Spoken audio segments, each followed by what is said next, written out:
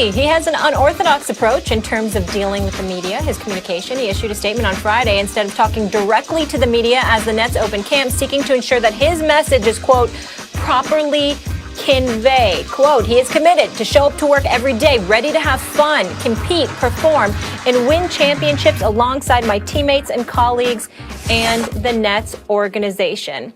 Max, do you feel like Kyrie should be forced to engage with the media? I mean, you can't force him to move his mouth and make words come out, right? But yeah, he should be penalized if he doesn't. Look, the bottom line is, this is typical Kyrie. He's trying to control the narrative or whatever he thinks he's doing. Life hit different. Is the point that he'll be taken out of context less, or he can't be taken out of context if he just releases a statement? You can still take stuff out of context, Kyrie. Of course you can. Life hit differently this year, so I have to move differently. I just used ellipses there. And you can talk about that ad nauseum. He's self-involved. He's not thinking about his team. See, Kyrie, I could do that, and others can, whether they're good, well-intentioned or not. It could be an honest mistake, or it could be malicious. If you think the media is malicious, or members of them have something out, against you or something like that, they can still do that. That doesn't make any sense. Or is the point that here's my statement? No, the point of media accessibility is to ask you questions. I know you'd like to talk about what you'd like to talk about, but the reason everyone's making a living doing this, including you, is because the media covers it and delivers it to the fans, the paying customer, right? And they have questions. And by extension, the media, in a sense, is an extension of them. Here are the things we believe, at least, the people would like to hear about. Now, if you think they'd like to hear about other things, too, go ahead, mention other things. But just to release a statement is like a scared way to behave. Do you feel that you can't articulate your point well enough, just if extemporaneously, that you need time to prepare a statement to try to make it ironclad?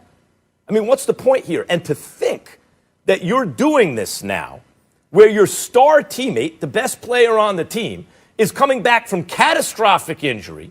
The media is going to have a lot of questions about the Brooklyn Nets playing in the biggest media market on planet Earth for a basketball-starved fan base. And you're absolving yourself of the responsibility of answering questions. So what, that all goes to KD now?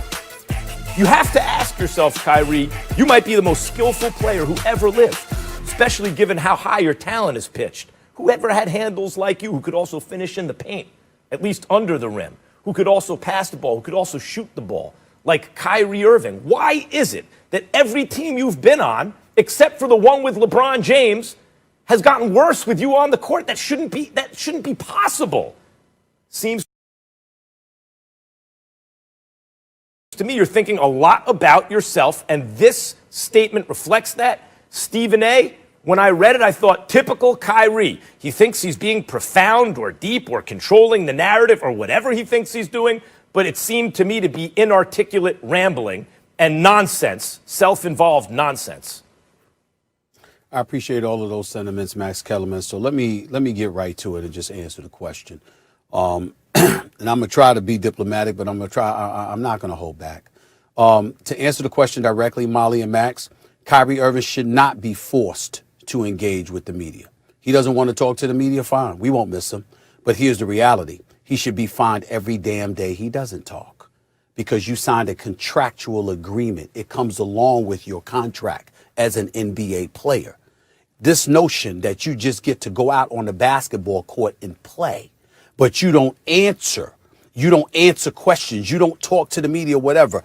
Understand what the media is. The media is a conduit to assist the NBA and its players in promoting its brand. That way it facilitates you generating more revenue so guys like Kyrie can get paid $33.4 million this year, $35 million next season, and then a player option to pay him $36.6 million in 22-23, even though you fresh over playing 20 games last season. Okay, that's the situation with Kyrie Irving that everybody needs to address.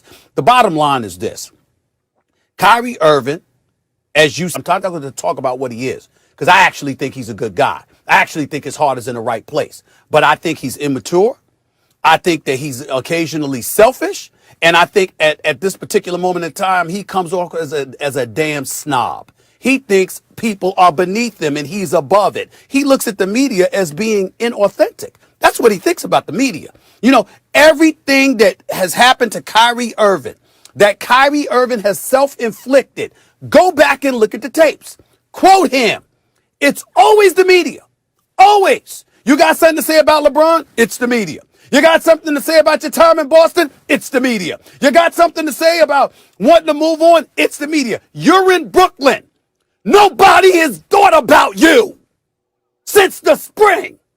You haven't played. The season was halted. You wasn't playing before then. You had shoulder surgery. You come in and then you're not even participating in the bubble because you're recuperating from your right shoulder. And still, you wanted to sit up there and implement yourself in the proceedings by talking about how the game should not be played. You weren't playing anyway while collecting $33 million. But you had something to say. And then when people responded, it's the media. You go on Kevin Durant's podcast and literally state, which we'll get into later, but literally state that, you know what? I mean, you're the first guy that I looked at and I said, hey, I trust you to make the last shot. And the media made up that LeBron might have a problem with that. Damn, you was taking a shot at LeBron. And you go on social media and literally state, hey, well, you know what? If I had something to say about him, I would say their name. Like, how dare us connect the dots and say 1 + 1 = 2? You won a championship with a brother in 2016. Far be it for us to come to the conclusion that, oh my God, you might have been talking about LeBron. Who else did you play with? Jason Tatum? Jaylen Brown? That's who you were talking about? Not LeBron, who you won a chip with? Who happens to be the greatest player in the world for the past decade? In Kyrie's world, it's always us. It's never him. No matter what he says, no matter who he says it to, no matter what. Hey, Max, you brought up, I tried to stop you from condemning him for talking about how the world was flat. The earth was flat. Okay? Guess what? That was you, Max. That wasn't him, Max. That was you. That was you, Max. It was your fault. It was your fault that Kyrie said that, Max. You put those words into his mouth. You forced him to articulate and disseminate that message to the world. You did that, Max. It's never Kyrie until he sits back, takes a deep breath, pauses, and says, hey, you know what? As I reflect upon these things, I may have made a mistake here or there. You know, I got to be better than that. There's young kids watching as you reflect. But in the moment, one moment, after another moment, after another moment, after another moment, it's always somebody else. So my response in closing is this. Yeah. If he doesn't speak, fine. We won't miss him. Show up on the court at the Barclays Center. Devil's advocate. Put on the show. Put on the show that you can put on because he is a sensational showstopper player.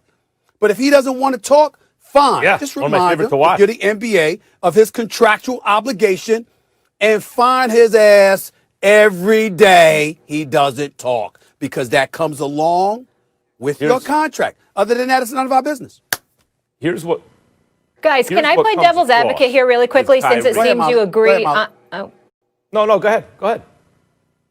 All right. So basically, I was going to say this. You guys both have powerful voices in the media. Stephen A., sports media, probably more prominent than anyone's. And you've had things misconstrued before, right? You've had things taken out of context. People take clips, they grab them, etc. It's frustrating, sometimes infuriating. You want to go and defend yourself, or I don't know if you choose to just let it go. But I mean, there has to be some merit in what he's saying here.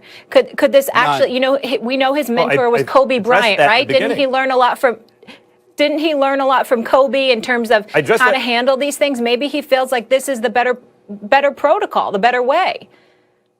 Kobe never released statements like this to my knowledge. Kobe always answered questions. I was there in L.A. for 5 years. Kobe was present to answer your questions and face the media. He wasn't going to push that off on a teammate. If he ever did, it's not to my recollection. And I addressed your point off the top, Molly, in the sense